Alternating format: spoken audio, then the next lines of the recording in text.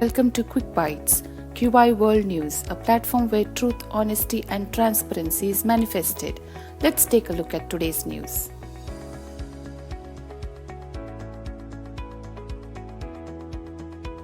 On Saturday, Twitter boss Elon Musk expressed his frustration what he called the oligopoly on information prevalent in the media elites. In response to Musk's remarks regarding the state of journalism, he wrote, "While Twitter seeks to elevate citizen journalism, the media elite will do everything in its power to block that. It used to only be celebrities and journalists who receive Twitter's blue check.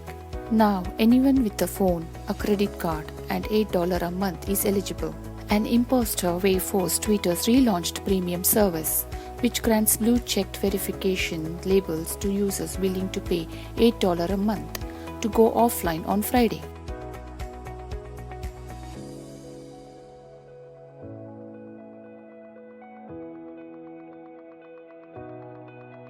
The citizens of Qvive, a city with 19 million people and one of the world's largest manufacturing hubs, are frustrated after their city was hit by a widespread outbreak of COVID, which forced yet another round of lockdowns. Still, expressing open criticism of China's heavily censored internet is difficult. A resident posted Monday on Weibo, the Chinese equivalent of Twitter, that we had to lock down in April and then again in November, followed by slurs, including references to the mothers of officials. "The government doesn't provide subsidies. Do you think my rent doesn't cost money?" There appears to be increased subdued protest in Cantonese as Chinese authorities continue to impose zero-COVID lockdowns.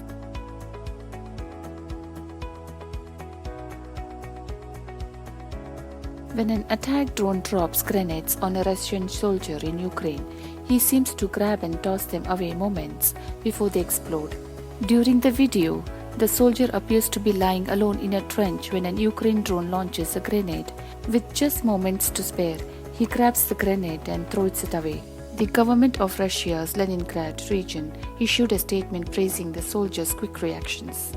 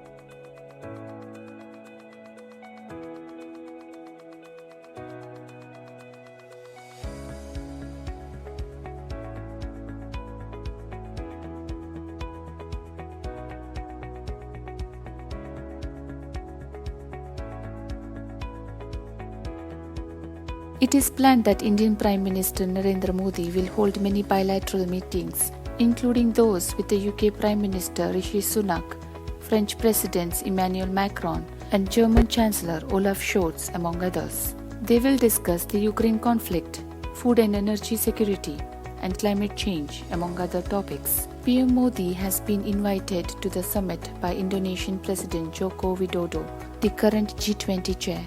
The G20 presidency will be symbolically handed over to PM Modi at summit's closing session, with India formally assuming responsibility from December 1st.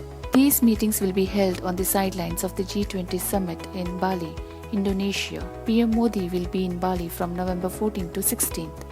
As a first meeting between the two leaders, he will meet the Prime Minister of the UK in person.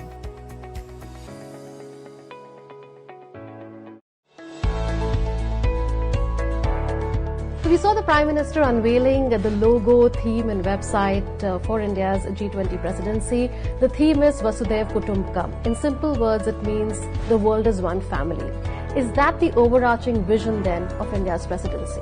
It's drawn from our ancient civilization, Vasudev Kutumbakam, which is one earth, one family, one future. And India would like to fall back on the beautiful flower of lotus with the petals and say that we are all one part of this whole civilization and this whole universe and this whole cosmos. Prime Minister is saying that there are many countries who are not a part of G20, but we will represent their voice in the G20. India should actually be the voice of the global south.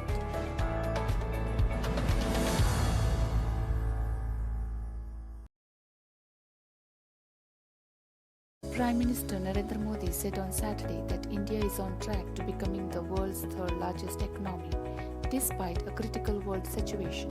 As Modi rededicated Ramagundam Fertilizers and Chemicals Limited to the nation and launched various projects at Padapalli, experts predicted that the country would achieve the same growth it experienced after 1990 in the next few years. The change in governance, thought process and approach that occurred during the last 8 years was the reason for this. The Prime Minister, who dedicated a rail connection between Bhadrachalam Road and Sattupalli being built at ₹1,000 crores, said India of the 21st century could move forward by realizing ambitious targets, as evidenced by the revival of the RFCL for ₹6,300 crores. Follow us on our social media platforms and log in to Qvive.in, prakashtv.in and unnatinews.in. That's all of the news for today. Thank you for watching and goodbye.